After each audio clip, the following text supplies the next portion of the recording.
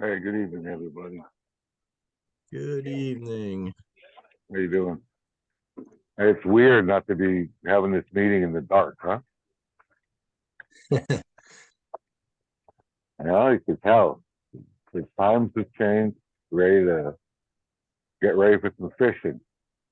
Well, I'm ready for spring, I can tell you that much. oh yeah. Well, we did, not have very much snow. It's all my fault, by the way, because I bought a brand new snowblower 2 years ago and I've only used it once. So you can thank me for not having any snow. Thanks, Jim. Yeah, but that's why I'm not going to buy another boat because I know everything would dry up. I did so. Yeah, you're welcome. If you don't like snow. Did that groundhog see a shadow or whatever? Where are we at with that? No, I he don't know, did go, but no, he predicted early spring. Ah, there we go. Yeah, I'm pretty sure that the first day of spring is on the same day every year. So but that was a great movie, though. Groundhog Day. Mm. Oh man, one of the best. One of the best. Sometimes that's what it feels like.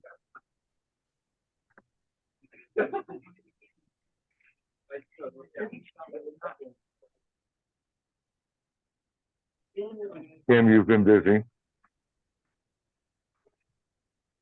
Was that Kim? Yeah. Yes, I Kim's have been. great. I have been very busy. Yeah. So we're not. Yeah. Well, I would. I would think at some point there ought to be someone working with you and this stuff. Yeah, Anna is here helping me, of course. Well, I know, but that's Anna's a person. huge help. A third. Oh, I know she is. Oh, I could use a third person. Yeah, I know. The work volume here is as much, if not more, in Framingham, and they have a staff of 3. Oh, yeah. Mr. Chairman, I make a motion that we seriously consider bringing a third person into the department for the commission's work. Absolutely. Heck, I can't, don't tell me it's a budget thing, considering what our budgets are. Like that. Anyway, all right, I'm gonna go mute. All right, I'm just managing the folks entering the meeting here, Kim. Excuse me. I'll get another minute. This is HCAM. We're ready to go when you start. Okay, thank you.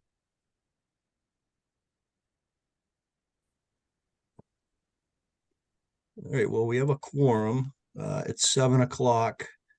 So I'll call the meeting to order and read our preamble script. Pursuant to Chapter 2 of the Acts of 2023, this March 12th meeting of the Hopkinton Conservation Commission will be conducted via remote means in accordance with applicable law. This means that members of the public body, as well as members of the public, may access this meeting via virtual means. Participants may access this meeting through the remote meeting link as posted on the meeting agenda and through the town's online calendar. When required by law or allowed by the chair, persons wishing to provide public comment or otherwise participate in the meeting may do so by raising their hand or otherwise signaling their intent to speak. Excuse me. This meeting is being recorded by HCAM. Please take care to mute your microphone unless you have been recognized by the chair. We'll now confirm attendance of members and staff. Please respond with present if you are on the call. Melissa, Present. Janine, Present. Ed, Through the Ted. chair? Ted is present. Yep, I don't think, go ahead, Anna, sorry. We were able to get Ed a computer today, the town. So I'm hoping he's gonna get on soon. Maybe it's just kind of loading stuff up. Okay, thanks, Yeah. Kim. So Jim, Yeah, present. I don't think Matt has joined yet. And this is Jeff Barnes. So staff, Kim, Present. Anna, Present. and Joe with Lucas Environmental. Present. Okay, great. Thank you, everyone. Okay, work session items, documents for review, Woodbury to Aaron's Way. This is an order of conditions. Kim, any final thoughts on this one, or are we good to go? Should be good to go. All right, if I can get a motion to have Kim sign on behalf of the members present, please. I'll make that motion. And a second, I'll second. and we'll do the roll call vote. Janine, Aye. Melissa, Aye. Jim, Aye. Ted, Ted is an aye. Matt's just coming in, Anna, and Jeff is an aye. All right. Draft minutes for review. We have January 23rd, the January 23rd executive session minutes, and January 31st. Did everyone have a chance to review those? And are there any questions or comments? If I can get a motion to approve the minutes of January 23rd, the executive session minutes of January 23rd, and the January 31st, 2024 minutes, please. So moved. There's no discussion. And a second, Second. and we'll do the roll call. Melissa, Aye. Janine, Can I say aye for the 23rd? Both, but not the 31st, because I was not at that meeting. yes, yep, Okay, so Thank you. I'll abstain from the 31st. got it. Thank you, Janine. Jim, Aye. Ted, Ted is an aye. Matt Aye. and Jeff is an aye. All right. Thank you. Okay. So the next item on the work session is the Hopkinton DPW Lake Maspinock, excuse me. This is a request to use the toolbox items in the lake treatment toolbox. And I'm going to recuse myself and hand off the meeting to Melissa. Sure. Thanks, Jeff. You're welcome, Melissa. All right, so this is a work session item because we already have an order of conditions for this work. I think if everybody remembers, and I'm sure, so we have a presentation here, so I'm sure they'll go through it, but we issued an order of conditions for a toolbox of options for lake management on weed management on Lake Maspinock. And I think this is the first time the DPW is coming in front of us to present their plan for the upcoming year and requesting to use those tools. So who do we have to present tonight? Kim? Carrie, are you on the call? I'm here. Hey, Carrie. Hi. We also have Joe Baldiga, who is chair of the Citizens Advisory Group for the weed control plan. Yeah, and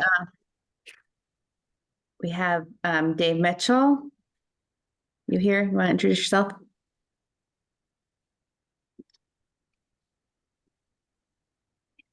Eric Sonnet is here. Eric's also on the advisory group. Right. Dave Mitchell, you with us? I thought I saw his name. Okay, you might not be able to get through. And Dominic. Yes, folks. Hi, Dominic Maringolo here, project manager with Solitude Lake Management. Yep, Dave Mitchell is on the call. Just he might have trouble connecting. Just wanted to let everyone know. Thank you. All right, David is the limnologist who's worked for the town and helped out with some of the vegetative surveys in the past. So those are our technical resources for any questions. Trying to use this as best I can. So as you mentioned, so my name's Carrie Reed. I am the Hopkinton DPW director. I've been in this position for about 8 months. And prior to that, or when I took the position, I had to resign from the Conservation Commission. So I know most of you all from being on the commission myself. So just as in terms of transparency, I'll let people know. So I was on the commission when we voted on the previous NOIs for this. And I do live in the lake neighborhood, although I do not abut the lake. My family is a member of the Lake Maspinock Preservation Association. So as a result of all that, I did talk with the State Ethics Commission about whether it was appropriate for me in my new role to be able to present to this. And, you know, based on the feedback I got, there doesn't seem to be a conflict of interest, but just in the effort for all transparency, I did submit a disclosure of appearance of potential conflict of interest to the town manager and the town clerk before this meeting. So I thought I'd start with that. And then as Kim had up, I did put together hopefully a short presentation that I thought might help with the conversation. Do you drive, Kim, or do I drive? I am driving. Are you now just seeing the presentation? I just had to kind of swap the monitors a little bit. Yes. Okay, perfect. All right. Awesome. So I did want to start off with Jess, and this is good, but thanking everybody that's worked on this so far to get to here. There's tons of volunteers and concerned citizens that have been very involved in this process all along and have spent a lot of time and effort. And we definitely appreciate all the work that's gone into this. So for those of you who are not familiar, and most of you are, here's a quick overview of the lake.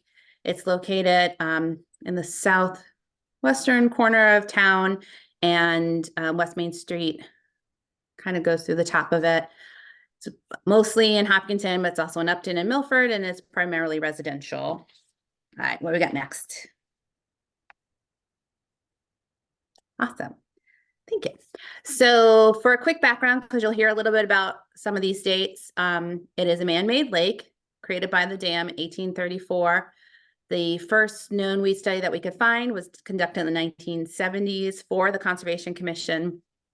In 2006, the town of Hopkinton purchased the dam, and the Public Works has been responsible on behalf of the town to operate and maintain the dam, and then has taken on some responsibility for just overall lake management.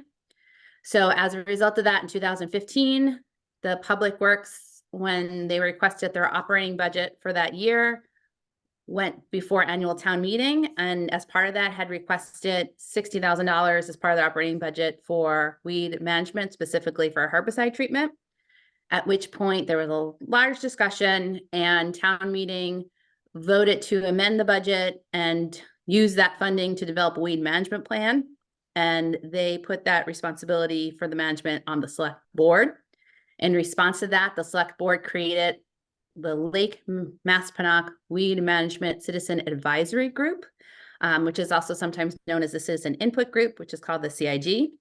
It is made up of 5 volunteer residents that are appointed by the select board.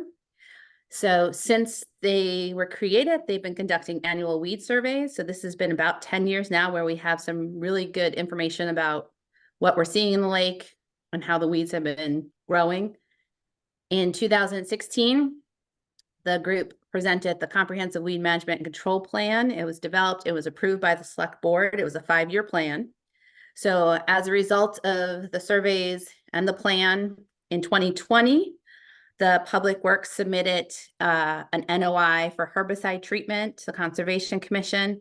At that point, and y'all can correct me if I'm wrong, but I think it was denied at a vote of 4-3.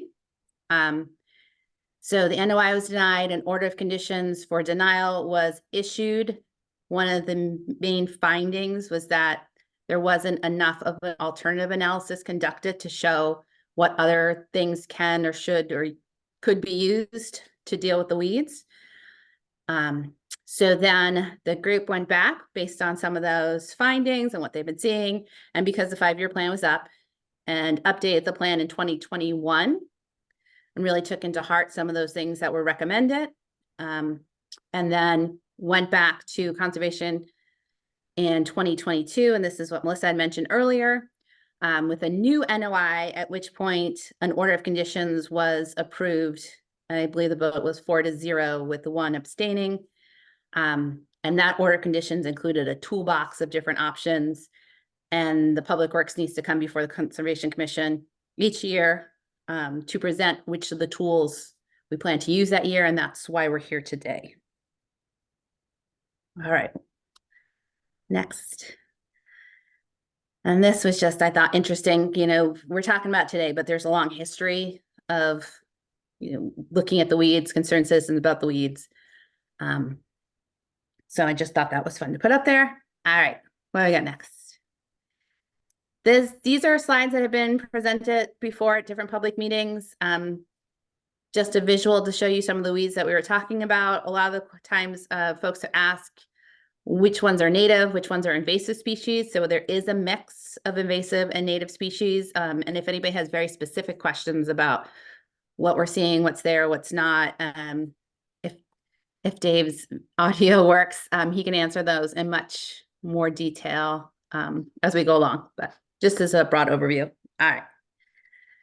So one of the charges of the advisory group was to do public engagement. All their meetings are public. They're published on the town website. As you can see from here, I threw up some of the headlines that we've seen in town. This has been a very polarizing issue.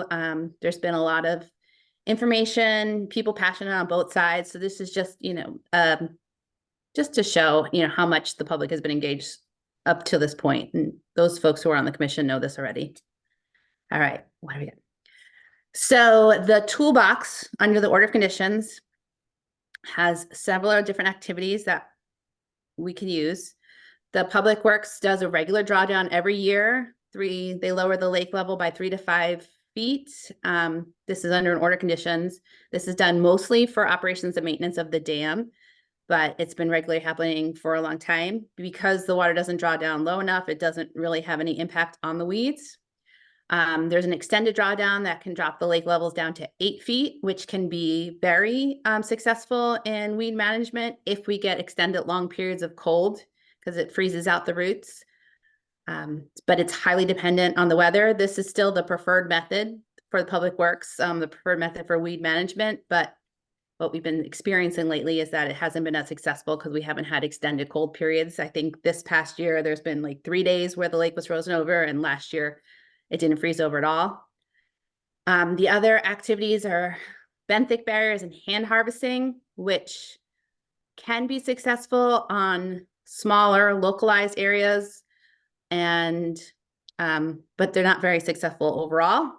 And then mechanical harvesting, which is a much more expensive, higher requirement type of deal that we have not tried. And then the herbicide treatment, which is what we're talking about today. So that's a summary. I think the next slide should show, right. So the next question we've been asked is, okay, so what's been used, what's worked so far? As I said, DPW does regular drawdown. We can plan to continue to do the annual drawdown. It doesn't have an impact on the weeds. The extended drawdown, the last one was completed in 2022. We intend to do it again next year. We do come before the Conservation Commission to ask for that. So this is the preferred method for treating the weeds, but as I said, it hasn't been successful the last times we've done it. Last time, I believe Public Works tried 1 year, it didn't work. They tried again, they got permission for like 2 years in a row, and it still wasn't very successful. The last time it was most successful was when we had a dry year. So we didn't have a lot of rain, so the water was already pretty low in the lake. And then we had an extended period of cold. But as you all seen, the weather patterns, we just can't really rely on this, although Public Works have every intention to continue on with this. As I mentioned, the benthic barriers and hand harvesting, we have not done that as Public Works as a townwide level, but it has been done at a local level, mostly by abutters that are using the lake recreationally and kind of the swimming area they usually have abutting their property. There have been some efforts for hand harvesting on a larger level, like the Lake Bespinock Preservation Association has done some raking from boats, and it can be successful, but it is short-lived and it's very difficult. And it's only really been very successful in small areas. We have not tried mechanical harvesting. It is not one of the recommended methods, especially for the weeds that we're seeing. And we have not tried a herbicide treatment previously.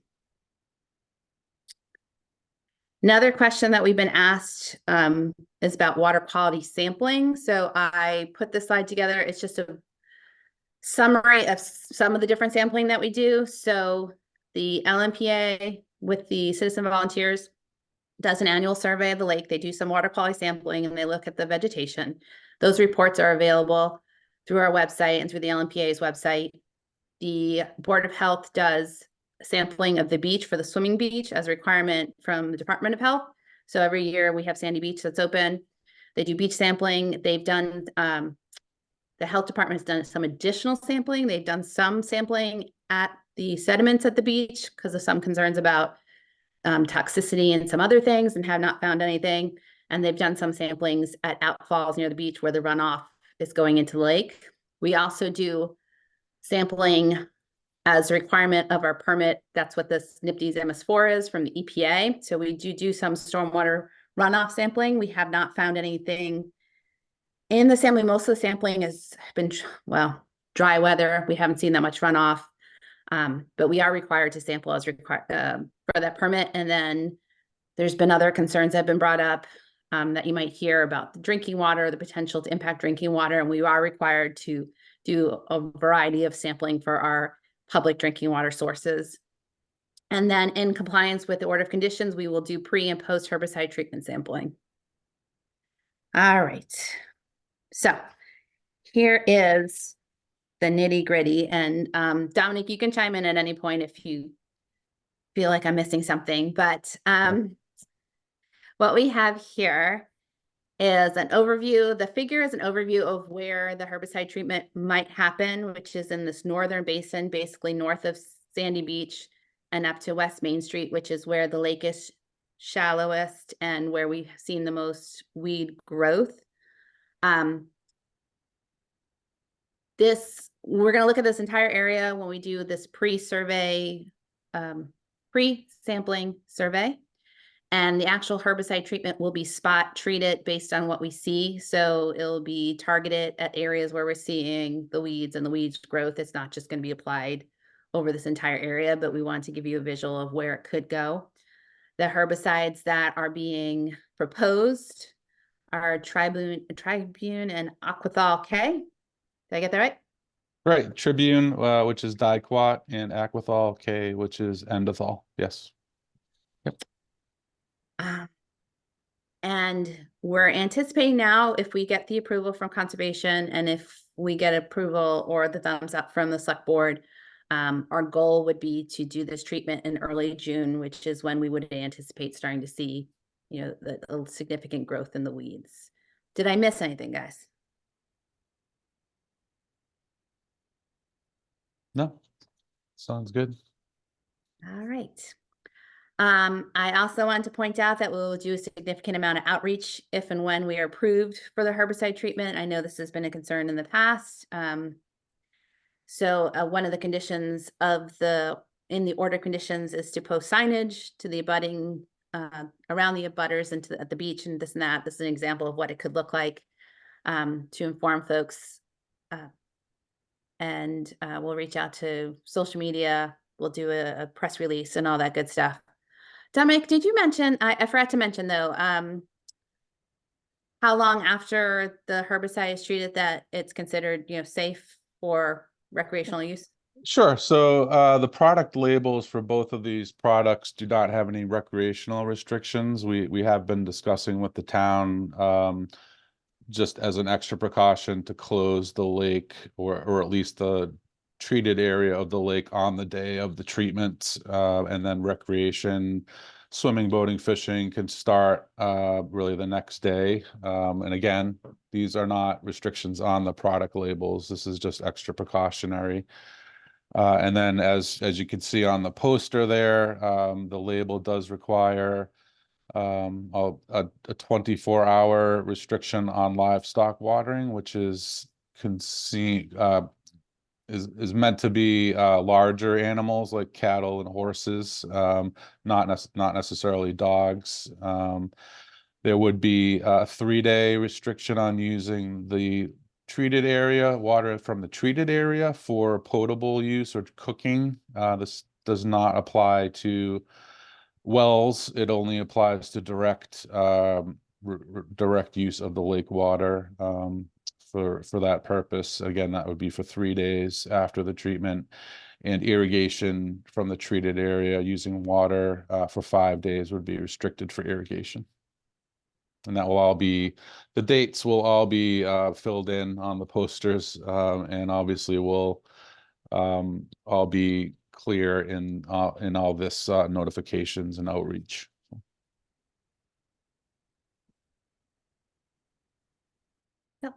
Are there any questions for us?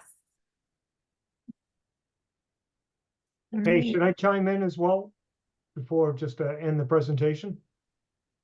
Or do you Sure, wanna who ask is I? questions? That's Sorry, Joe. who- He's the chair of the Citizen Advisory Group. It's Oh, Joe okay. Baldiga, Melissa. Gotcha. I can't see who's talking on my screen. Well, sorry. Sure, if you have something to add to wrap up the presentation, go for Sure. it. Thank you. Joe Baldiga. We live at 65 Oakhurst. We actually moved in the winter of 2016. And that was the last time really that the drawdown was effective. We thought it was awesome, that controlling the weeds would be easy because we'd let the water down very low every couple of years. The weeds would all die. And that drawdown year, 2016, was very effective. It bought us a couple of years. Unfortunately, since then, we really haven't had an effective drawdown. And it just has gotten worse every year.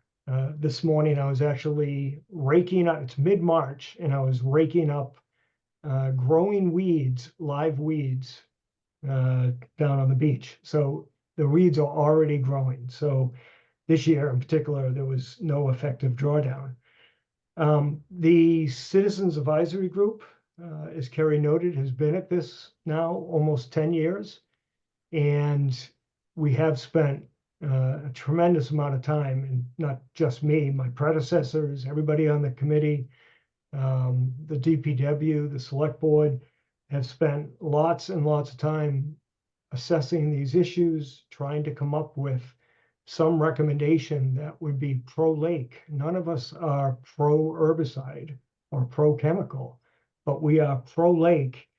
And as Kerry noted, none of the other alternatives we think are practical solutions for really the worst part where the weed control, where the weed growth is, which is that North Basin.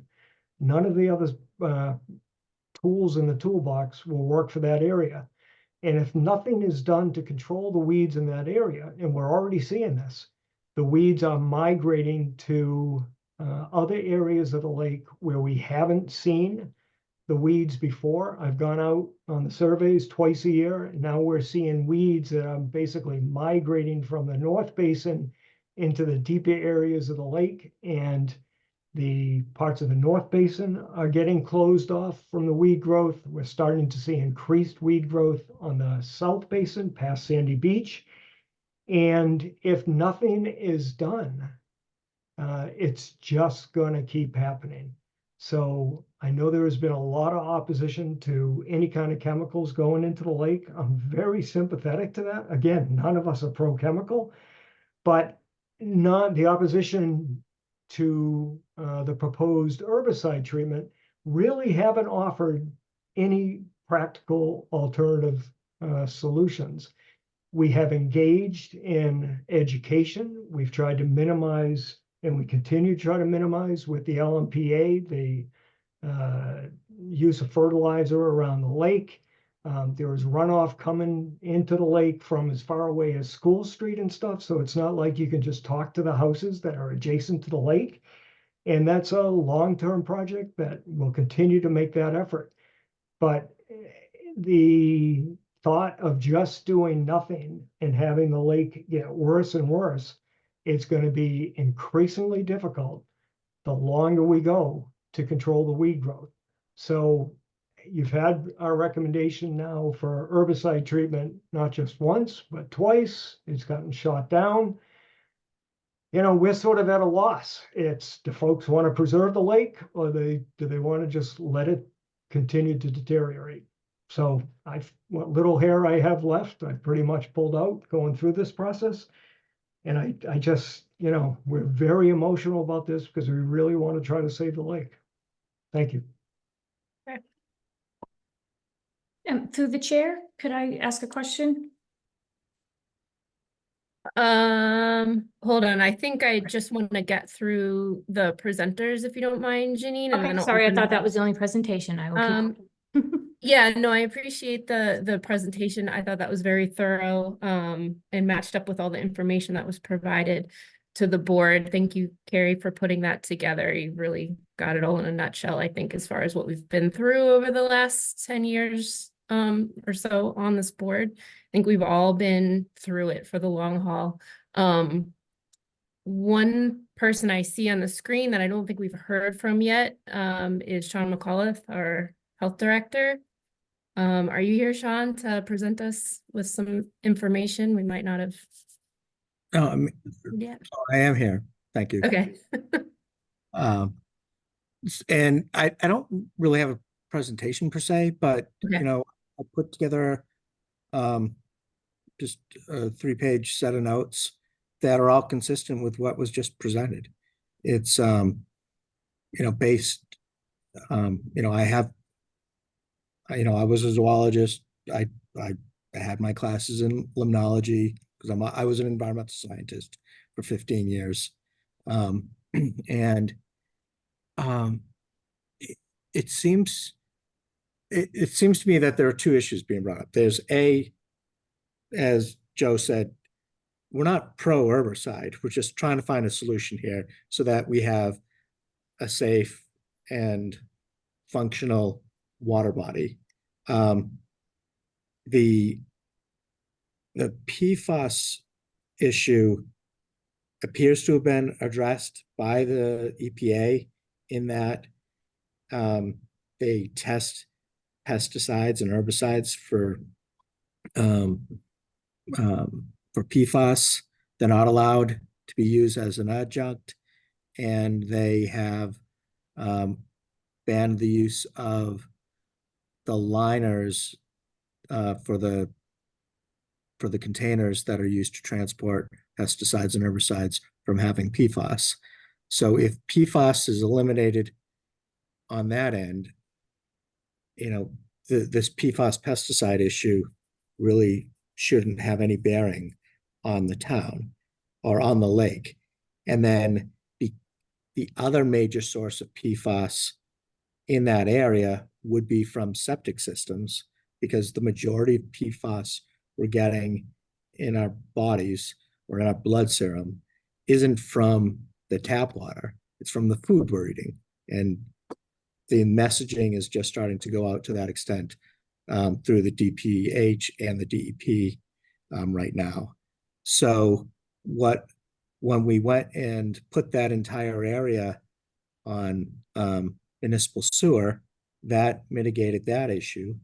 And then I can say, you know, consistent with what Joe presented, you guys have done a fantastic job at reducing the amount of chemicals and nutrients that are flowing into the lake. And that is, the fact that we're one of the only public beaches that haven't been closed, knock on wood, in, you know, since I've been on board with the health department, is a testament to all the good work that you've done. So, you know, I think that it really boils down to, you know, the pesticide issue and the herbicide issue. And I think, you know, based on what I've been reading, you know, there isn't legal liability associated with the use of the products, because they're both approved by the Mass Department of Ag, Mass Department of Public Health, and DEP. So, you know, as long as they're following manufacturers' recommendations, I think it could be an effective tool. And as long as we're communicating the risk and restricting access during, you know, the time of application, and for us, you know, a short time post application, we should be we should be okay. Okay. And that's really all I've got to say. All right. Thank you, Sean. I appreciate that. As a commission, I think in the past, we've gotten a lot of questions about public health related to this. And, you know, our position is that the public health is really in the Board of Health's hands, that's not our jurisdiction. So I appreciate your time and your expertise on those topics. And we'll definitely, I think it's important for us to work with you, like you said, it going forward, making sure that the application, the notices, things like that, you know, are coordinated and we work together on that aspect.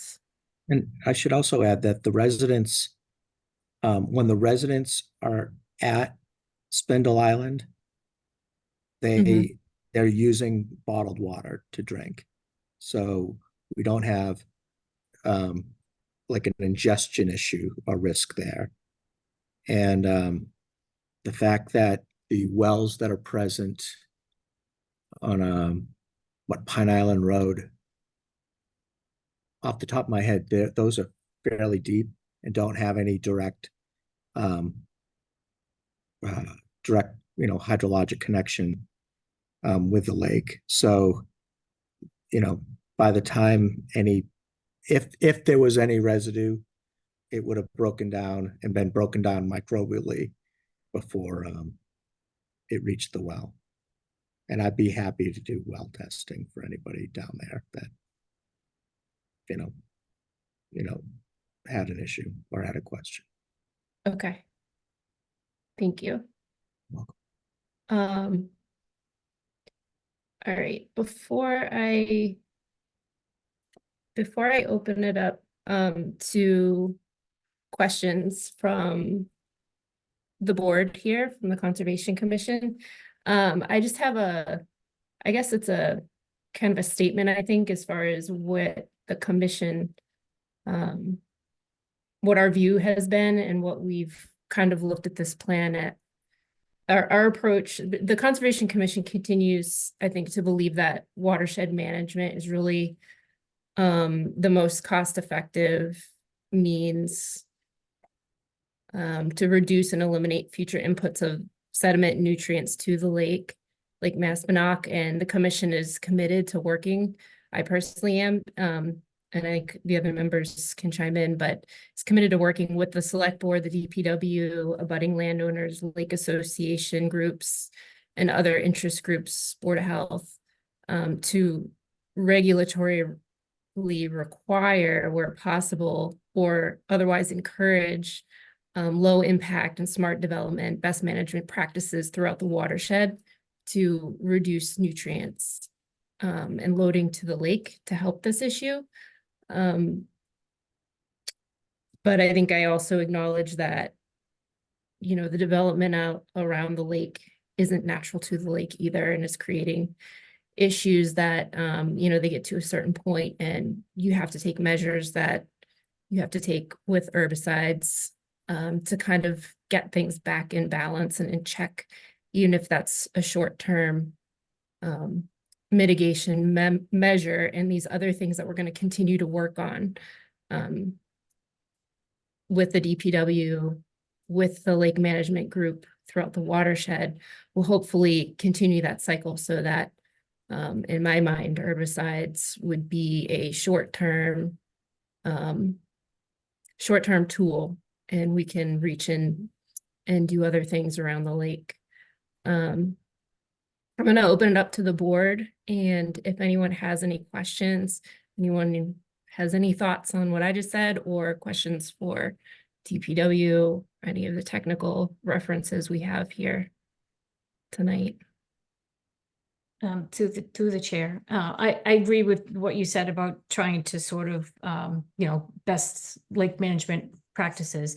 But I did have a question on why Dicot is one of the requested herbicides and not just Endothol. I can answer that question through the chair. Is that okay? Sure. Yes. So we've reviewed the past plant studies, and actually Solitude Lake Management did some of the plant studies in the 90s. We have been involved here and there in some of the discussions.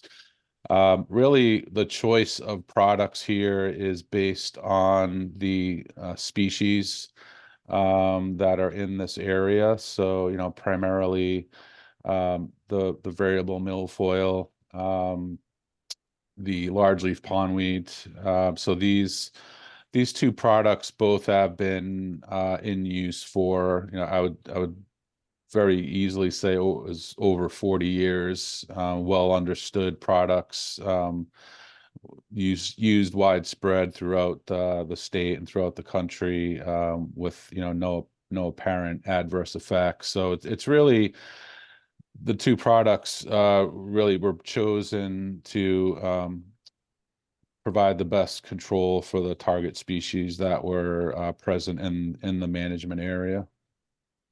All right, just one follow-on question, if I may, through the chair. Would just Endothol do the job with the outcome that you're expecting?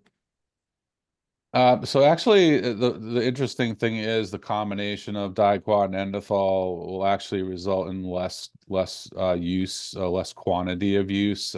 We find that the synergistic effects of using those two products together actually reduces the amount of product needed. If we were to use just Endothol alone, we could really be looking at 10 to 15 gallons of the Aquathol K product per acre versus the proposed quantities, which is 1 gallon of Dicot per acre and 3 gallons of Aquathol per acre.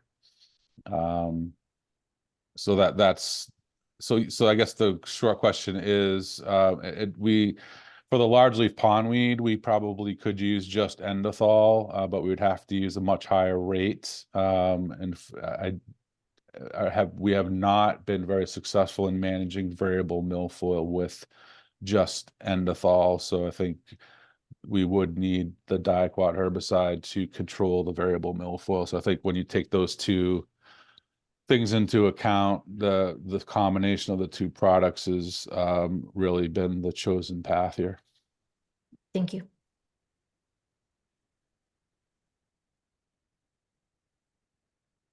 Does anyone else on the commission have any questions or comments? Jim's up now. Yeah, through the chair, this is Ed, Yes. Yes, Ed. recognizing me. Yes, I'm recognizing Ed, ED. Okay, I have questions and observations. And I think I'll do my questions first, if that's okay. I was Sure. looking through the data, and I noticed in 2023, there was a big jump in the quantity of bladderwort. And the other thing I noticed was that fanwort sort of disappeared, and I was curious if there was a natural cause for that, or if it was just understood what was going on. That would probably be a really great question for Dave Mitchell. Unfortunately, he hasn't been able to get his audio to work, so Hey, no, hey, folks, hey, Okay. excuse me. So this is Joe Baldiga. I have Dave Mitchell on my Oh, cell cool. phone by speaker, so he can actually speak to answer questions. So Dave, the floor is yours. Thank you very much, and my sincere apologies to both the commission and the audience for these technical difficulties. Just to know, I've been trying at it very valiantly. But going back to this question in terms of the changes we see in the aquatic community over the years, you'll notice that there is some changes. Some of the dominants tend to be very selective. Last year was a good year for bladderwort. And again, bladderwort is one that's found mostly in the coves and such. But again, we see these things, and again, it may not, this is based on the indication I've gotten, I think, for the attachment the commission has seen is the ones with the frequency of our monitoring stations, which ones are shown in 50% or more. So even though bladderwort probably showed up more, bladderwort in itself is a very low biovolume, biomass plant. It's small. It's kind of found on the bottom. It's there, but it's not in the sense of contributing lots of density. So again, the focus of the aquatic vegetation and the aquatic vegetation management control is mostly on those plants that not only are frequently found, are widespread, and basically go up much more into the water column, and therefore have much more of an impact on the ecology than something that's more of a bottom dweller, or something that has not much structure to it, if that makes sense. So you can think about these things as different kinds of plants, different kinds of weeds and all those sorts of stuff. They have different growth characteristics. And bladderwort, I think, I've talked to a few people, it was a good year for bladderwort. But these lakes have some dynamic nature to them. You can't always predict reliably exactly what's going to come up and when. I think you can see there's some other trends of sometimes we've seen things drop out and other things come back over the year. We've been doing this since 2016. So we also encounter a lot of variability in terms of the growth seasons, in terms of the drawdown, in terms of what happens during the springtime, which can be a critical path. So that may explain some of the variability you're seeing. I wouldn't necessarily taking 1 year as a definitive trend.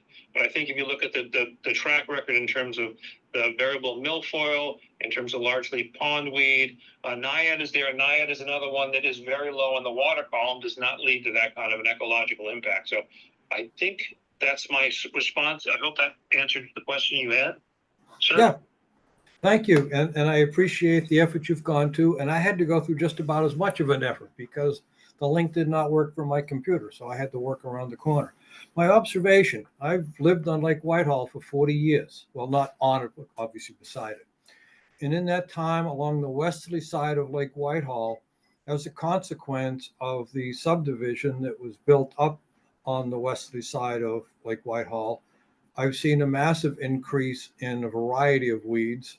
And the outflow from the Ralph Road storm drain, I took some pictures recently, and the amount of algae growing in there now was quite astounding. So clearly, the things that people put on their lawns in the watershed has a major impact. And how we control that or educate people, I'm all ears. And that's my primary. Yeah, pretty much that's it. Thank you. All right, thanks, Ed. Anyone else from the commission? Okay. I'm gonna move on to some public comment. I think if we can kind of keep our public comments to new information and not rehashing things from previous meetings, that would be great. And 2 minutes per person so that we can get out of here before midnight because we have other things on the agenda as well. I think Ken, is that a Ken? Put a hand up for a little while here. Yeah, I've got my hand up. So, can you hear just me? provide your name and address for the record? Yep. My name's Ken Parker, 69 Clinton Street. I've pretty much got two questions. One is, it sounds great that, so on the PFAS issue, it sounds great that new bottles are no longer going to contain PFAS because they've made changes to what's possible. But my question is what's going to be applied in June going to be from new bottles or from older ones that have, I mean, I assume there's a supply stream there.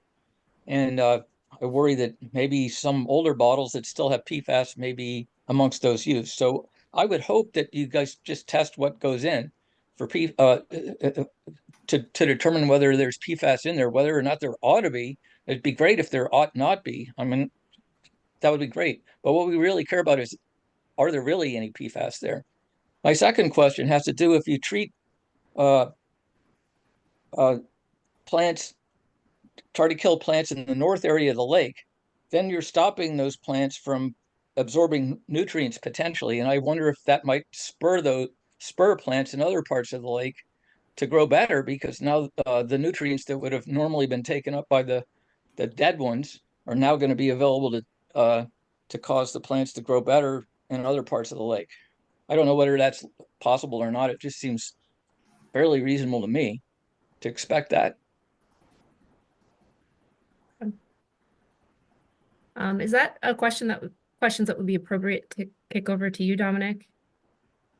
Yeah, I think I could certainly answer the first question. Maybe Dave can take a crack at the second question. So, up to this point, we have not ever been notified that any of the particular products that we use in the aquatics market have any PFAS has been found in the containers. We do order, we don't keep these products in inventory over the winter, so that we do order these products fresh from the manufacturers in the spring. So the products that will be used at Lake Maspinock will be delivered to us from the manufacturers in the next month or so. So it'll be a good idea to keep a little bit of it and see whether there's PFAS in it. Yes. Dave, do you want to address the second question? Sure. Through the chair, the response to the question about what's coming into the North Basin, there's two basically things you've identified, and it's been brought up already in the meeting about how sediments and nutrients are coming in through stormwater or basically over the land methods of delivery as well. And again, there's been mentioned already correctly that reduction of these at the source is the best treatment. But given they're coming in, the fact is that generally plant macrophytes, the larger plants, get the most of their nutrition not from the water column itself, but from sediments. So in terms of them acting as a sieve or some sort of a filter for some of the nutrients in the dissolve phase, probably less effective than that. What you probably will see those things going downstream. This is a kind of, a flow through a system. So I don't think necessarily it will lead to more growth of macrophytes later. But one thing that has been brought out in terms of also just keeping the sediments. One thing the removal of some of the macrophytes do, they tend to retain sediments, and therefore they grow the organic content below them. It's kind of a self fertilizing type of method. So reduction of a few of those probably won't help in that sense. But in a lot of cases, you shouldn't see, and given the proportion of the macrophytes of the entire lake retreating with, I don't think there'll be any kind of a significant increase in the quality of the lake. A lot of the macrophytes outside, say, go to the south basin, a lot of those are actually more limited by the topography of the bottom. They're really low on light, so nutrients may not be the suffering. So I think in terms of any kind of predictability of this, I would say it would be very unusual. And again, we'd have to know by looking at, the actual amount of nutrients coming in and seeing what's going out and seeing if there's any issue with that. But again, my general answer is it should not affect or accelerate growth elsewhere. Okay. Does that answer your question, sir? Thanks, Dave. Thanks for your answer. I guess time will tell. Don Sutherland, you have a question or a comment? Yes. Hi, I'm Don Sutherland, 205 Winter Street. I'm the chair of the Environmental Working Group at the Hopkinton Sustainable Green Committee.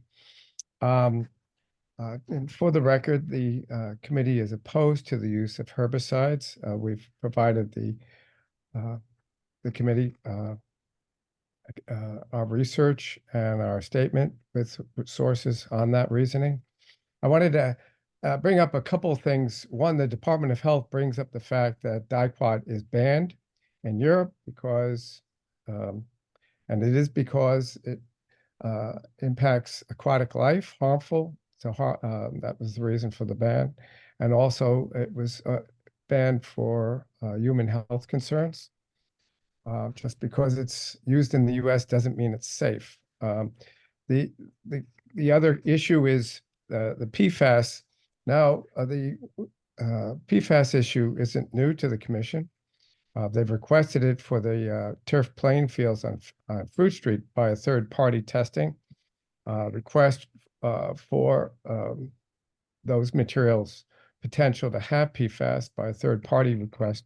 I'm wondering why the commission wouldn't require a similar request for PFAS testing as they did for the Fruit Street fields. And that would entail the new updating of the range of PFAS that has been expanded as of 2024 by the EPA. And the other issue I want to bring up is that our group has contacted MDAR, the Massachusetts Pesticide Board and Subcommittee, and the DEP, and they've confirmed that currently PFAS is permitted in pesticides and aquifer herbicides. That documentation's been provided to the commission. It's also been confirmed that it's also permitted in inert ingredients as well as active ingredients. Inert isn't required by law to be disclosed. So there isn't really full disclosure on or transparency on whether or not PFAS is in the planned herbicides. Also, I want to commend the committee for its extensive work and the neighborhood commission community groups for their extensive work. And it's for that reason that our group is involved because of the concern for the ecosystem that's being referred to here as Lake Maspinock.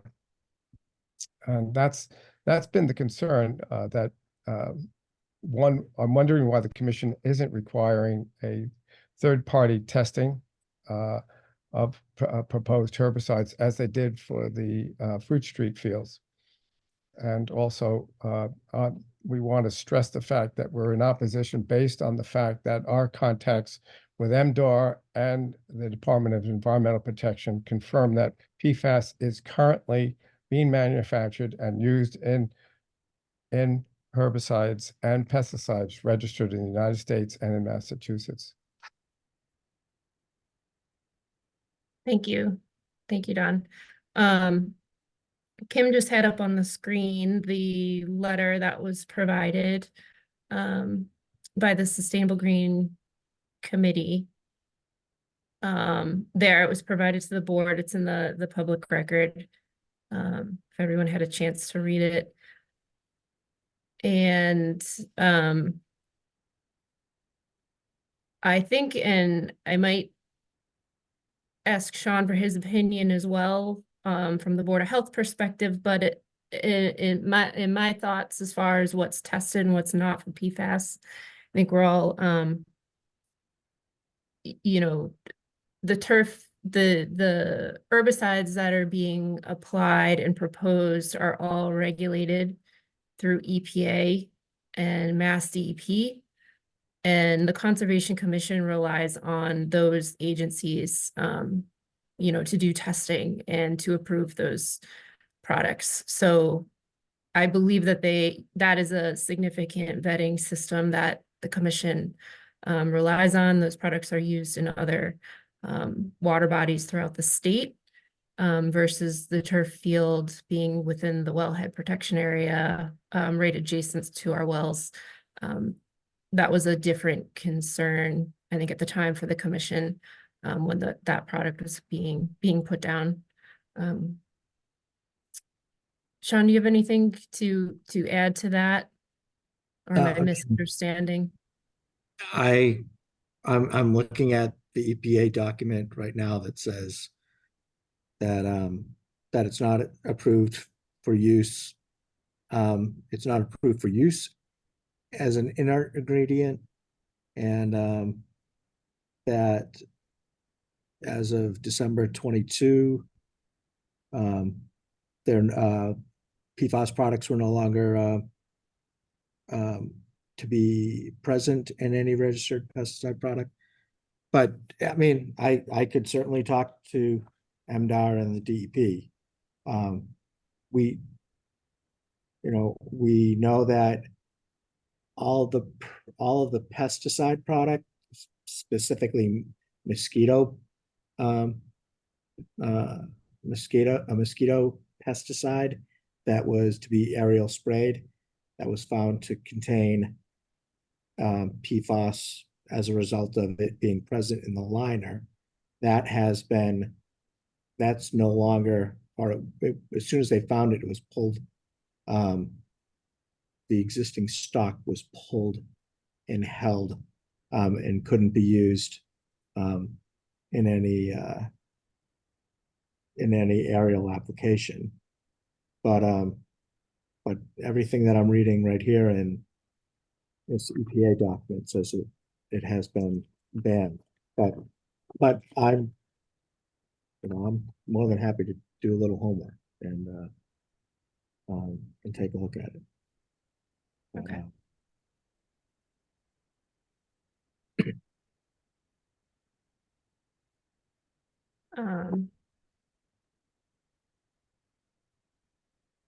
And the dicot question still is outstanding. If it's banned in Europe because of harm to humans and aquatic life, why would we use it?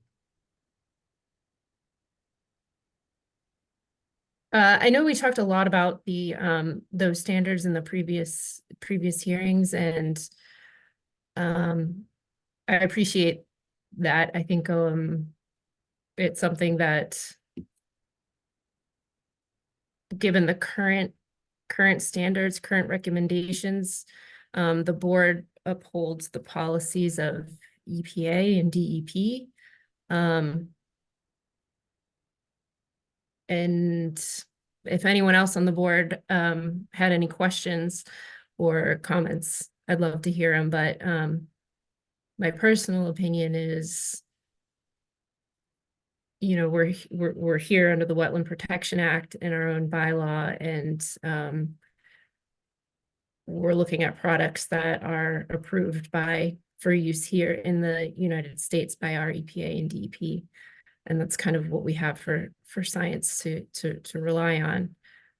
I think it would be, as I had said in the beginning, I think that the Conservation Commission definitely shares interests with the Green Sustainability Committee, the Board of Health, and protecting the environment and things that go into it. And I think as these things evolve, on a townwide basis, not just related to Lake Maspinock, I think that working together to look at data and work on policies and regulations for these products and what we apply to our systems throughout town, our conversations and things that I think we should be doing and collaborating on. At this point in time, right now, I think the best information that I have to go on is DEP and EPA's approved products. I'm going to go to Jamie, who has had a hand up for a little while here. Thank you. So I think it's, my name's Jamie Gonsalves. I'll start off with that. I live at 92 Downey Street, and I'm the president of Lake Maspinock Preservation Association and former member of the CIG. We've studied this for many years now. And I think it's something that we need to make sure that we reiterate every time we have these hearings, is that we're not killing off all the weeds. We are retarding some of the weeds' growth. It's not going to be a complete desert after the application. It's just simply retarding the growth of the weeds. And I think that's, I think there's been some misconception out there regarding that.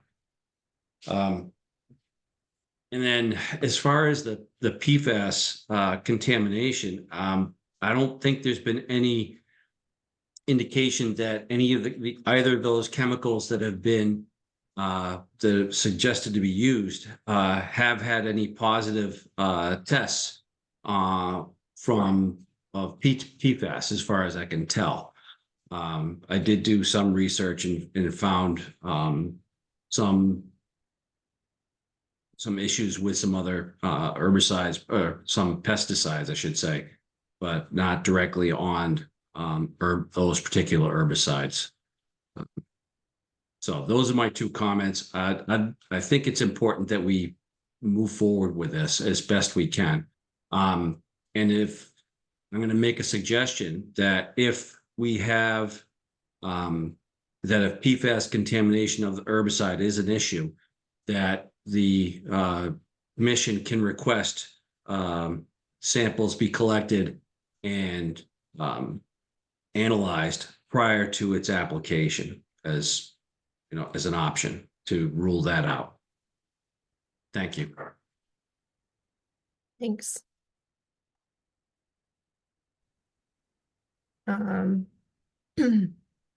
Let's see. Carol, I see hand up for Carol Essler. Oh, maybe you unmuted me. Carol Essler, 16 Oakhurst. We have a dock on the North Basin. And basically what we have here is two town boards with differing opinions.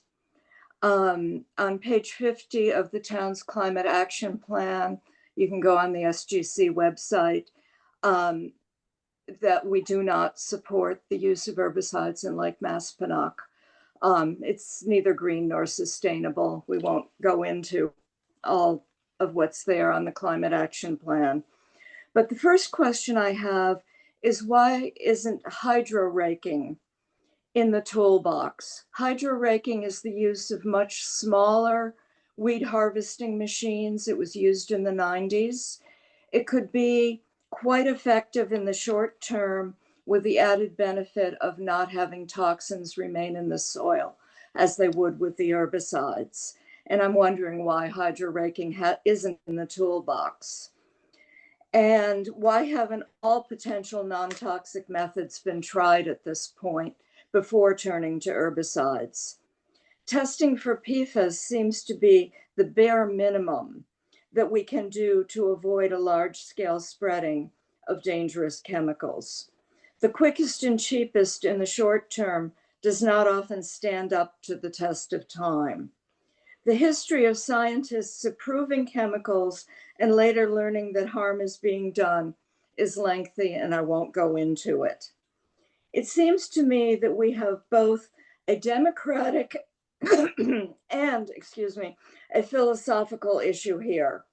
2/3 of the town voted down the use of herbicides in our lakes in 2015. I believe that most of us here in Hopkinton would not approve of toxic chemicals spread on our lands and waters if given the chance to vote again. Some of us would argue that landscapes and watersheds have rights like humans do. We are all part of an interdependent web of life. Let's respect our lake and do better. Let's manage our town water for the benefit of biodiversity and the health of the planet, rather than the convenience of some humans. I urge you to deny the permit for herbicides. And remember, reuse, recycle, the R's. Well, there's more R's now. They include repairing and repurposing, but also respecting. And respecting this watershed is so very important. And I urge you to respect and to listen to both groups and both boards who have very strong opinions about this. Thank you. Through the chair, Dave Mitchell would like to just- respond, if just- that's okay. Just a moment, if I can have a minute to respond first. I do know that hydro raking is the same as mechanical harvesting, or it's a type of mechanical harvesting. So that is a tool in the toolbox. When Carrie went through her presentation, that was the second to last tool. I know it hasn't been tried yet. It was stated in the presentation that it is extremely expensive and not applicable for this particular area of the lake. But if Dave or Carrie wanted to expand on that reasoning, feel free. Through the chair. Yes. Just what you said, it's not a cost-effective method for the particular weeds that we're looking at, but we will continue to reach out and work with watershed associations and volunteer groups if that's something that we want to pursue. I know that the Orr's Watershed Group has done efforts with mechanical harvesting and in the past with different water bodies. It usually focuses on like floating weeds, but we'd be happy to partner with nonprofit organizations that are interested in that, but it's just not something that would be cost effective and that the town is recommending to do, or the Public Works is recommending to do on a lake-wide option right now. But as you mentioned, it is allowable underneath the order of conditions as one of the tools in the toolbox. And that, yeah, that's all I have on that one. Can I respond briefly and then clue in Mr. Mitchell? Through the chair? Yes. Joe Baldiga, I'm sorry. So Yes. the advisory group. Yep. So the opponents for the herbicide have at several meetings suggested, why don't we spend more time looking at some of those other alternatives in the toolbox? We have repeatedly shared with them how we have spent extensive amount of time looking at those alternatives, particularly mechanical harvesting. We've had those discussions many times as to why that's inappropriate and not practical for the North Basin. Despite that, they keep coming back and saying the same thing. Why don't we try it? Well, we don't try it because it's not practical or cost effective for the North Basin. Anyway, I will shut up on that point. It's just we've had numerous conversations. They just don't want to hear it. So Mr. Mitchell, I think, would like to respond to some of what was said. Is that okay? Yeah, Dave, if you have like a minute. I did respond to two. I think very quickly for hydro raking. Hydro raking is an activity that is generally reserved because of expense and its messiness for taking out things that need particular removal. Deep rooted plants such as water lilies and not such is not considered an overall harvesting method. Pretty much it works along shorelines. It's not for broad-based application in a wide basin.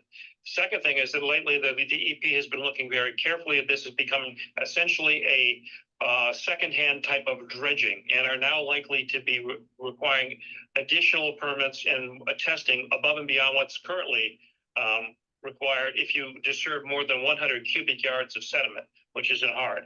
The second one, in terms of just overall the statement, I just want to bring out the cases that the commission is correctly looking at the WPA interest. And one of the things that's been suggested by the document provided by the Green Committee, and I respect their ability to put forth an advocacy position for what they believe in. And the people on the committee, I include people I know are very interested in the overall health of the lake, but pretty much in terms of how they see their perspective. One of the things that has not been considered by all of this is the presence of PFAS in pesticides, whether it's right now, it has been alleged to be there. We don't have actually scientific evidence, but it's a pesticide, and I'm admitting it's possible to happen. What levels will result in their talking about generational alteration and impacts to the lake? You have to look at what the science says in terms of what is the safe levels, and the EPA established these things through what's called aquatic quality criteria. What concentrations in the water column are considered to be safe for that? Right now, we don't know what Lake Maspinock is. Based on recent work by the Mass DEP and a monitoring effort in the just published in December of 2023, they're finding stuff in many places in which every body, including all those in Hopkins, probably have PFAS. But I was interested in looking at what's the number for comparison. It came out, I guess, in a local newspaper that the water wells in Hopkinton, which of course is a great interest to everyone, there was and I'll refer this to Carrie, possibly a concentration of 36 nanograms per liter. Does that ring any bell, Carrie? I'm not sure if I've got that right. But just for comparison, this is groundwater, which tends to have more concentrations. It doesn't move as fast as compared to an open water lake. We have water movement and all that. If you look at what 36 nanograms per liter, I got to remember, nanograms is a huge number. I think some of the comparison of the proportion, if you had a patch 2.5 inches wide, that would compare in proportion to 250 square miles. It's 10 to the minus 9th. So in comparison to, if I presuppose, for our sake of this argument, using the 36 nanograms they found in groundwater in the lake, it is still 2,000 times lower than the concentrations provided by EPA through their testing of having no adverse impacts for aquatic life. That's in this draft aquatic criteria in 2022, and I would suggest that Board of Health could be suggested that way. But again, they're suggesting that simply PFAS being in the lake is going to lead to impacts that will affect adversely the water, the Wetland Protection Act interest, and there just is not. It's not even orders of magnitude. So they have to be careful about their assertions. And lastly, again, as they've been before, there is so in terms of looking at the concentration, this is going to be applied to the lake for a brief period of 1 day or 2, and then because of half-life will decompose. So again, the actual amount of chemical to be added to the lake versus the dilution and flow through the lake further diminish the concentration. So I think it's very hard to make this. I don't think you can make this assertion, and I'm going over my 2 minutes, I'll shut up, that this is going to lead to expected impacts. There's just no basis for saying that. Okay, thank you. At least aquatic life, I should say. At this point in time, I think I'd rather not go into speculation, especially on the future in PFAS. I know in town, like I said, the one thing I will say about the previous comment is I don't think that we have two boards against each other. I think that we have two boards that have similar interests, and hopefully going forward we can work together on some of these issues. But right now for tonight, we just need to make a decision on this request that's in front of us. Ken, I'll give you 1 minute because we had 2 minutes from you before, and then I'll just make it quick. I mean, if you're allowing me to speak, yeah, PFAS bioaccumulate. That's why they're dangerous. If they stayed at their normal concentration, if they stayed at 20 ppm, it wouldn't be a problem. But they bioaccumulate up 1,000-fold readily into people and the fish. And if you eat fish that have 1,000 times more than that, then you start getting a lot of PFAS in your body. So you're right. If nobody wanted to eat any of the fish in there, maybe it wouldn't matter very much. And I guess we've got enough mercury in there, so that's a problem anyway. But I just don't think it's a good idea to make pollution problems worse. That's all I have to say. Thank you. Kim, did you have something from before? I feel like you were going to say something and then. I'm all set. It's not anything that hasn't already been discussed. Okay. Thank you. All right. So does anyone else on the commission have anything else? Any other last minute questions? I think we should put this to a vote. I guess I have one more thing, to the chair. So I guess there's some, I'm a little bit confused on, so if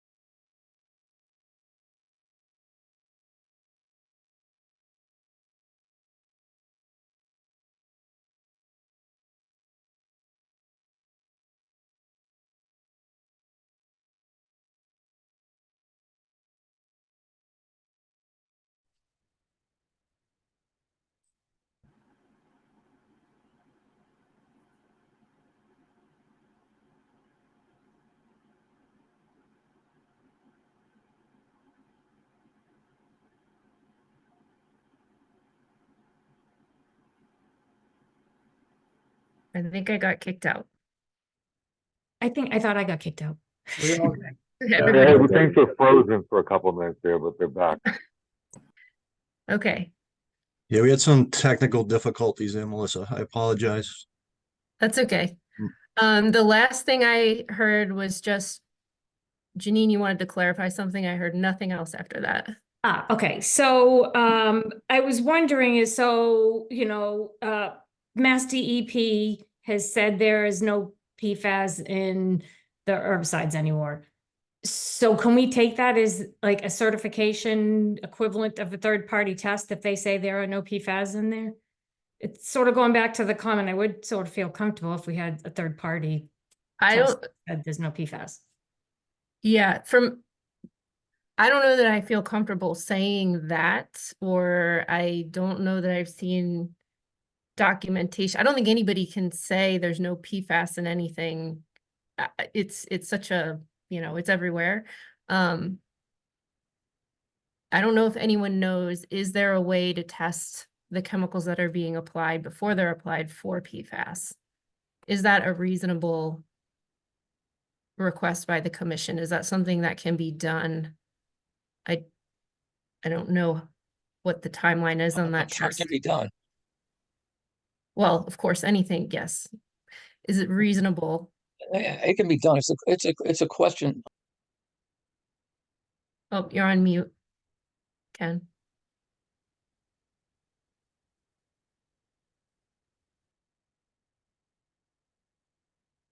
Yeah, I think it can be done. I'm just asking, get a sample of stuff and see if, it'd be great if you could test before. I know that time's limiting, and I don't know that the technology for doing it is all that well established, starting from the concentrates. It's well established for measuring and are becoming possible. And I think it'd just be a good idea to keep some of the stuff and make sure that if there is a PFAS pulse in the lake, then you can say where it came from. But that's all. That's all I guess I can say.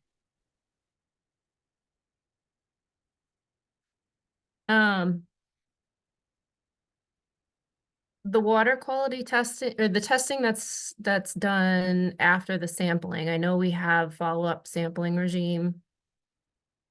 It probably does not include PFAS right now, I'm guessing. Correct. And we wouldn't have taken that as a pre-screening either. Correct, we would not have. Of course, we, as part of the order of conditions, we are required to do pre and post survey sampling. I don't know how exactly we would do it for PFAS because most of the sampling regimes are focused on drinking water. But we can explore that as an option. I mean, in my personal opinion, I rely on the DP and the EPA. So I don't think that we as the town of Hopkins are going to be able to come up with or I should say me, and Public Works are going to be able to come up with a regime that's more conclusive than DEP's, but we can see. Okay. One last comment, if you can hear me, our committee is putting a warrant on the town, at town meeting for more money to be available for tests of this sort. And the reason we're doing that is to make it easier to do tests of this sort. So just a heads up on that. Okay.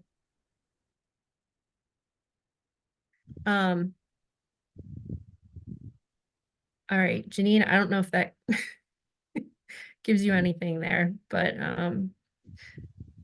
I think at this moment in time, all right, we have one hand, Lori. I think it's the last comment here. Hi, can you hear me? Yes. Hi, my name is Lori Barnes. I live at 23 Amherst Road, and I obviously live on the lake. My kids have been raised here. I think everyone in our family is environmentally conscious. We're definitely not pro herbicides, pesticides, and I think the main thing for me, being a resident in Hopkinton for probably over, I think 24 years or so, I think my biggest thing is that I've come to learn that we have qualified people, we have qualified volunteers, we have qualified departments that we reach to, like we're saying we have the Mass Department, DEP, doing all this research for us and things that we can rely on. And I think that we really just need to trust the process. I think that, spinning the wheels and kind of just going in circles, regardless of what the decision is tonight, I think that we need to, as a community, come together and look at the facts and look at who we have for resources and use them to the best of our abilities and make decisions. So I think regardless of what's decided, just the last comment on going on and on and on and looking for other things to try to prove what the DEP's already done seems to be a waste of resources and time. That's all. Thank you. Lori. Appreciate that. All right. Let's go ahead and put it to a vote, and I'll say I'm committed to working, going forward with the Sustainability Committee, DPW, Board of Health, for townwide issues on PFAS and application to our waterways and resource areas. But for the time being, I just wanted to double check. So everyone on the commission here has been through the whole hearing process, except as Carrie noted, she stepped off the board. Matt Moyen, you took Carrie's role. And you were provided all the documents. I just wanted to ask you if you feel comfortable with the materials that you reviewed with the presentation tonight.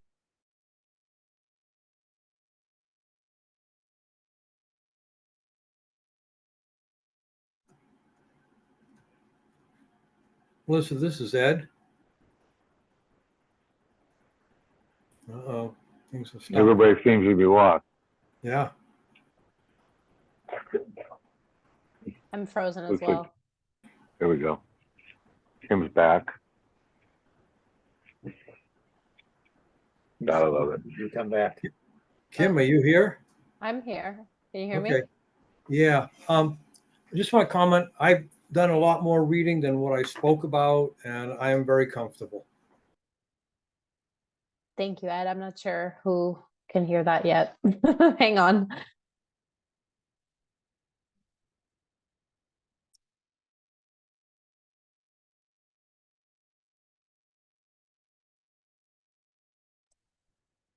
Technical difficulties tonight. Is everybody back? Do we have Melissa? Jim's here. Looks like we have 19, so we're missing about half of the people that were on the call.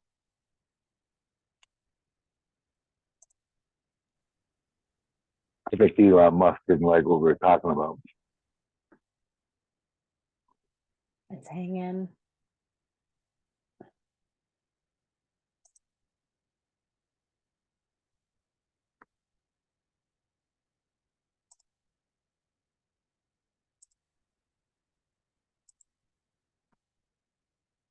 I think we're missing Jeff as well.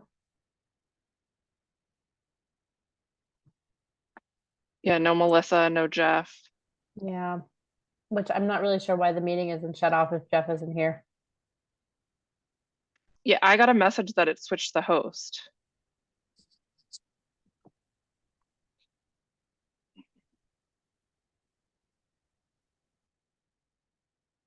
Yeah, Jeff says he's having issues. It just switched back to him as the host, so hopefully that means he's coming back in. Maybe we can I'm back in. Thank you. Maybe we can have Melissa take over the host. Zoom.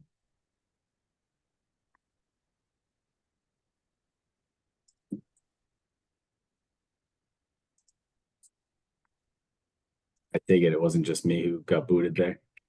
Okay. I think it's issues with Jeff, and Jeff is hosting the meeting. Yeah, sorry, Kim. I don't know what's going on. But honestly, each time I've gotten booted, my whole internet's gone down. So there's something here. weird going on. Yeah, I don't think it's my internet here. At home, it's gonna be something else going on with the Okay, town so- connection, the Zoom, I think. Sorry, Melissa, go ahead. I'm not sure we got Melissa back yet.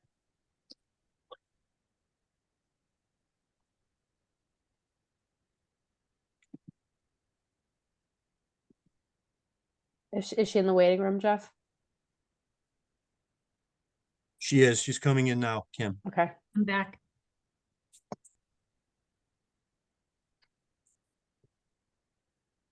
Did you call my name for a vote?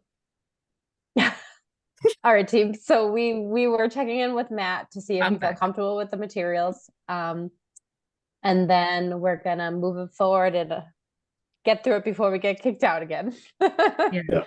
So did you hear anything I said, or it kicked out before? All right. So yes, I've had an opportunity over the last couple of weeks to review the order that was issued to the DPW. I've also taken the opportunity to review the guidance and documentation out there that's been provided by DEP, DCR, and EPA, and feel comfortable voting tonight. Okay, awesome. Let's do it. So can I get a motion? And I guess the motion would be, Kim, correct me if I missed that, but we're looking for a motion to approve the proposal by the DPW for application of herbicides as specified in the order of conditions and following all conditions of the order related to that. Yeah, I might broaden it a little bit and say a motion to approve the DPW's proposed treatment plan for the year of 2024 as specified in their request. Because I believe that also still includes the drawdown that they want to do this winter. Right, okay. I'll Can I make get a that motion? Can I I'll get a second? second it. I'll second. All right. All in favor, I gotta do the roll call here. So Ted, Aye. Janine, Aye. Matt, Aye. Ed, Aye. Jeff, you're abstaining, correct? Correct. And myself am an I. I think Oh, I got Jim. every. And It was Jim. Jim. All right. And then Ed. I think I got Ed. Oh, did you? Okay, sorry. Yeah. Okay. So that carries. With Oh, that, thank you. I'm gonna, Please support. yeah, thank you for everyone's work, and yeah, we look forward to working with the DPW, like I said, all the groups involved, Board of Health, on the whole watershed plan, this year, next year, going forward. So I will very happily turn it back over to Jeff now. Thanks, Melissa. Okay, so Kim, I apologize. I don't know what's going on with the internet connection, but hopefully it won't happen again. So It's moving it's along. something to do with the town. So if we get blocked off, we should just try to jump on again, and hopefully we can get through this meeting, the rest of it faster. Okay, sounds good. Okay, so Kelly, so there's no new hearings this week, or for this meeting. So we'll move on to continued hearings. We have Kelly, 9 Montana Road. This is an amended notice of intent. It's a continuation for a second driveway. Kim, did you want to give us an update as to where we are with this application, please?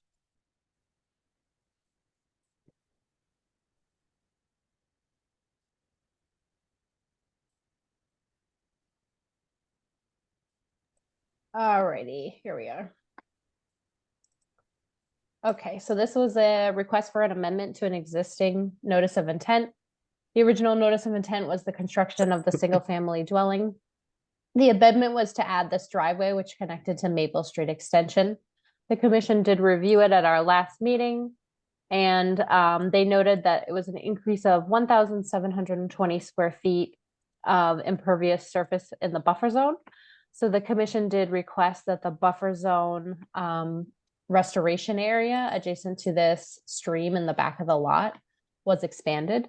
So the applicant originally agreed to a 10-foot wide kind of buffer strip, and it's now been expanded by 5 feet. So it's a total of 15 feet wide off of the edge of the intermittent stream in the back. The applicant also moved the PIB medallion markers up to match the new limits of the permanently permanent conservation area, and the label was added, conservation enhancement area. I believe, maybe I have the wrong site plans. I believe the applicant added the word permanent to it. I had requested that. And they also proposed a few plantings. I believe there's 6 plantings here. Yeah. Winterberry, witch hazel, mountain laurel.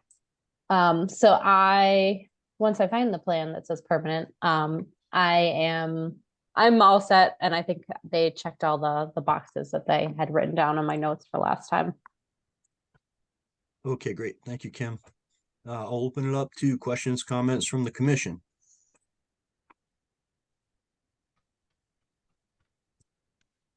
All right, no questions or comments from commission members. Are there any questions or comments from the public? Okay, if I can get a motion to close and approve the amended notice of intent for 9 Montana Road, Kelly, for the continuation or the continued notice of intent for the second driveway, please. So moved. And a second? I'll second. And we'll do the roll call. Melissa? Janine? Aye. Ted? Ted is an aye. Ed? Jim? Aye. And I'm an aye. Ed, you with us still? Okay, we'll move on. So I'm also an aye. Oh, sorry, Matt, I missed you. It's all good. I apologize, buddy. Okay. Having all sorts of issues tonight. Okay, Woodson, so the motion passes. Thank you, folks. Appreciate that. Woodson 41 Front Street. This is a continuation of the notice of intent for an addition and deck. Kim, did you want to give us a quick update, please? Absolutely. So last time we saw this site, we had talked about some type of PIB or medallion, and the applicant has responded by doing this split rail fence and labeling it as the permanent and movable barrier. And I understand the applicant is amenable to affixing the PIB medallions to it, but we can verify tonight. The erosion control limits were expanded to protect any erosion and sedimentation that would run into the street. And last time we spoke, we did not have the DEP file number. Now we do. The DEP issued the file number with no comments. And I have a note here for a special condition for a construction entrance exit apron. So I'm also recommending issuance of the order of conditions on this one as well. Okay, thank you, Kim. Questions, comments from commission members? Through the chair, Questions? Yes, Ed, go ahead. There's a typo on this page. I don't know if it's significant. It says 125-foot BRR from the potential potential vernal pool. You might want to change that to buffer. Got it. I mean, the applicant just correct it in pen and initial it. Does that work? Yeah, I think that's fine. I mean, it's a it's a fairly minor misspelling, so I don't think that's an issue. I think it's inferred. It's 125-foot buffer from the potential vernal pool, so I think that's good. We can just have the applicant either correct it in pen and initial it, or send the revised plan to Kim. Kim, you're good with that? Yeah, I'm not too worried. Yeah. Okay. Thank you, Ed. So, like, do I get credit? My mother was an English teacher. You do. We'll put a sticker on it and send it to you, and you get 100 grade of 100. Okay. Questions, comments from the public? All right. If I can get a motion to close and approve the notice of intent for 41 Front Street. I'll make that motion, and well done, Ed. And I'll second. Please. And we'll do the roll call. Melissa, Aye. Janine, Aye. Ted, Ted is an aye. Ed, Aye. Matt, Aye. Jim, Aye. and I'm an aye. All right. Hopkinton Stone and Garden, 28 Lumber Street. This is a notice of intent. I think it's been a while since we've heard from the applicant and his consultant. Do we have someone on the call to give us an update? Yeah, hi there, Ryan Rosine with Goddard Consulting. Get a little bit of an echo, Ryan, but go ahead. Oh, okay. Let me know if it gets worse or anything. So yeah, we haven't been, I think it was been 7 or 8 months since our first hearing. We've made some pretty significant plan changes. I did send the plan over to Kim last Friday. I don't know if she has it available. Otherwise, I have it and I can share my screen, whichever's easier if you want to quickly look at it. Brian, can you share your screen? Yes. I saw that you had sent the plan, but honestly, to tell you the truth, I thought it was the same plan as a few months ago. Yeah, I mean, it looks very similar, and I actually have both plans up. So this is the previous plan, the one that we originally submitted. If you remember, so we were proposing to fill 4,090 square feet of this IVW here. And after, the comment letter from Lucas Environmental, a very detailed one, we went back to the drawing board and tried to reduce that as much as possible. So here is the new plan.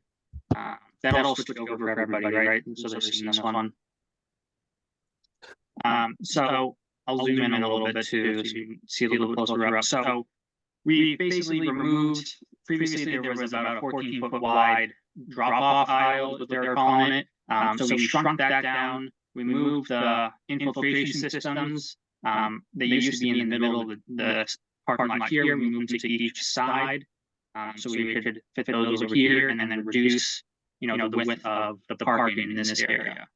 We're also proposing to do a retaining wall on this section here, and which has reduced the proposed IVW fill by half. So currently, it's still proposing 2,045 square feet of IVW fill, but we believe that's a significant decrease from the original proposal. As you know, the site is kind of difficult, it's small, the wetlands are real close up here. So there's not much. So this is really just a general overview of the site plan as proposed. We haven't made a formal submittal of all the other materials that the commission and Lucas Environmental has requested. We are finishing that up and should be having to you, this week or next week, in time for the next hearing. We know that you haven't had any time to even review this, so this is more just a quick presentation showing you what has changed so far. I can also just go down. So now we're proposing, so the wetland replication areas are similar places. They're just a little bit smaller. They're still meet the 1.5 to 1 ratio. We still meet, the required stormwater management standards and the cubic placement for ILSF, to not increase flooding. And then just quickly here on this last page here, one of the comments was to show, a profile, cross-section profile of the proposed wetland replication areas. So that can just be seen here. So, if there's any questions right now that, I know it's, this is the first time I've seen this one, but any questions or comments that we have to answer right now, otherwise, we'll be more detailed and have more information for you in the next hearing. Okay, thanks, Ryan. I don't have any questions or comments at this point, but haven't had a chance to go through this yet. So let me just open it up to the other commission members. So the chair, this is Ed. Yes, Ed. I have an echo in my head and I'm getting a headache from that. I could make almost nothing out of that talk. I'm sorry. Okay. Thanks, Ed. Yeah, it was a little difficult, Ryan, but we'll continue this out to the next hearing. But let me just ask Kim and Joe if there were any questions that they had here at this point. I just wanted to comment for your benefit, Ryan. So I would say if you could get revised materials to us, whatever you're officially submitting by the 19th at the least, because the commission will probably want Lucas Environmental to take another look at it ahead of the meeting. Thank you. Yeah, sorry about the feedback. I don't hear any feedback on my side, so apologize for that. I'll try to figure out what's going on my side. All right, thank you. Through the chair. Okay. Yes, go ahead, Ted. I wonder also, Ryan, adding on to what Kim said, especially given how difficult it is to understand you tonight, when we get this new plan, could you give us a bullet list of the changes you talked about just now for us to take a look at next time? Yes, absolutely. We'll be providing a narrative along with all the responses to comments from the Lucas letter, so we'll go through all of that as well. Great, thank you. That would be really helpful. Okay, other questions from the commission? Comments? Okay, so our next meeting is March 26th. Ryan, is that going to give you enough time? Yes, I believe so. Okay, if I get a motion to continue the Hopkinton Stone and Garden Notice of Intent discussion to March 26th, please. So moved. Ted, and goes a second. I'll second. Oh. All right, and we'll do the roll call. Melissa? Aye. Janine? Aye. Ted? Ted is an aye. Ed? Aye. Matt? Aye. Jim? Aye. And I'm an aye. Okay, thank you, Ryan. If you can take care of those technical difficulties for the next meeting, that would be appreciated. Yep, sure thing. Thank you, everyone. Yeah, thank you. Okay, so back to the work session items. We have 1 Fox Hollow Road. This is a request for an extension permit. Kim, did you want to give us a little background? Sure. So I am working with these homeowners to help them get to the finish line. So I am going to recommend the extension probably, but not until the applicant repairs and or replaces their erosion controls. So we're gonna I recommend we table this until the next meeting, and hopefully we'll have all those items buttoned up by then. Okay, so the site is not stable at this point. The erosion controls are in disrepair, Kim, correct? Mhm. So we would like to, I don't know if, do we have someone on the call? For They the were, applicant? I don't think so. They requested that this discussion be continued, when I let them know that I would not recommend issuance. So I think their, their intention is to address it. Got it. Okay. Okay, so we'll just table this in the next meeting then, and hopefully we'll have the erosion controls buttoned up at that point. Okay, 47 Stony Brook. This is a request for a 2-year extension permit, Kim. Yep, so this one, I am gonna recommend extension. The applicant reached out to us. They were unable to finish their pool and patio area, which is in jurisdiction. So they're looking for an extension. Anna went out and checked the erosion controls and the site again, and it appears to be stable, with no concerns about erosion at this point. So I would recommend the extension here. Okay, if I get a motion to approve the request for the 2-year extension for 47 Stony Brook. So moved. And a second? Second. All right, I think Ted beat you to the punch there. Ed will do the roll call vote. Melissa? Aye. Janine? Aye. Ted? Aye. Ed? Aye. Matt? Aye. Jim? Aye. And I'm an aye. Okay, and we have the permanent immovable barrier designs that Kim has come up with. Thank you for doing all the work on this, Kim. So I Thank you, think Kim. there's 2 that we have to look at, Kim, correct? Yep. So these are just the 2 prototypes that I came up with. The final one won't have this Voss sign stuff on it. I was like, that's an absolute no from us.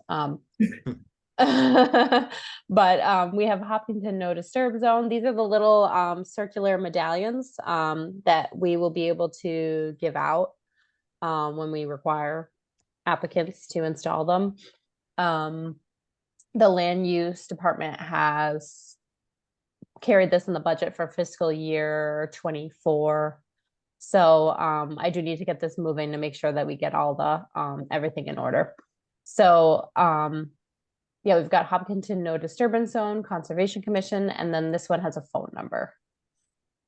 We can change the background color, we can change the font color, we can change the text, but my request tonight is that if we have additional requests, I am working with a designer.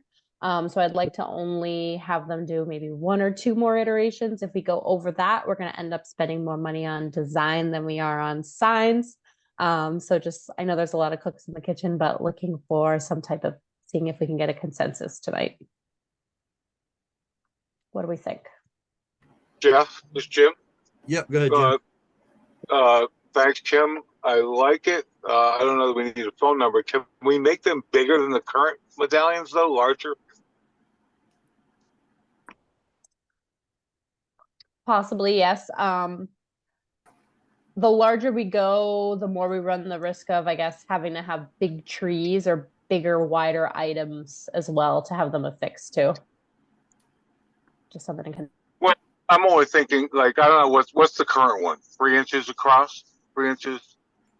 It's 4. I believe this is quoted for 4. Let me pull it up. Is that what we're normally using? Is that what the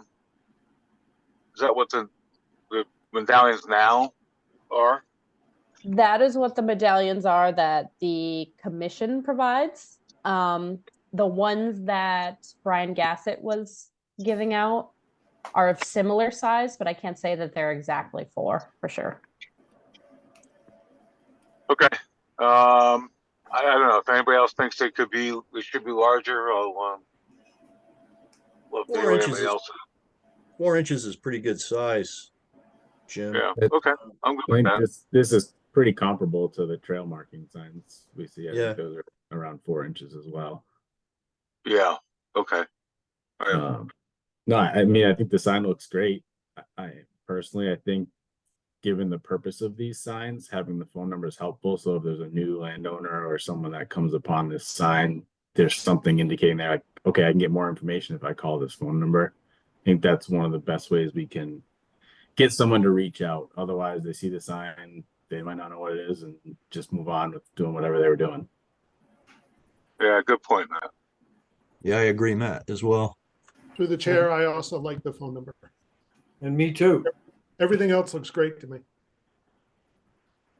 All right, so let's get a motion to approve the design that's up on the screen now, so Kim can move forward with getting these ordered before the end of the fiscal year. I make a motion to approve that sign with the phone And number. I'll second it. And we'll do the roll call. Melissa, Aye. Janine, Aye. Ted, Aye. Ed, Aye. Matt, Aye. Jim, All right. and I'm an aye. All right. Easy Clearly I peasy, was Kim. clearly I was more worried about that than I needed to be. Awesome. All right, I think that concludes the agenda for tonight. Melissa, awesome job on the lake hearing. Appreciate it. And glad to see that pass. We'll see how it goes with the select board. But if there's a motion to adjourn the meeting for tonight. Through the chair, this is Ed. Yes, Ed. Before I make that motion, I wish to compliment our Major Domo Kim, who managed to pull out of the woodwork a computer that's actually working, although for whatever reason, I had to do some gymnastics to get into the meeting with it. But if you'll remember, I've had trouble in the last 2 meetings, so she got me a brandy spiffy new computer out of IT. That was Thank Kim you, and Kim. Anna. Anna Okay. needs cred there too. Okay. But yes. Thank you, Kim and Anna. Thank you. All right, so and you're making a motion to Yeah, I was gonna adjourn make a motion to adjourn. and a second, Second. Second. and we'll do the roll call. Melissa, Aye. Janine, Aye. Ted, Aye. Ed, Aye. Matt, Aye. Jim, All right. and I'm an aye. All right, and Kim and Ann, I apologize for the technical difficulties. I'm not quite sure what happened there, but I'm glad that we were able to reconnect and there were no major issues. So Yeah, I don't think it was you, but I think everything's good. I kept I'll thinking it work was out. just me. No, because it was happening to everybody. It was weird. Yeah. yeah. I don't. Anyways, okay. Well, have a good evening, everyone. Thank you. Good night. Good night. Good Okay, night. everyone. Good night.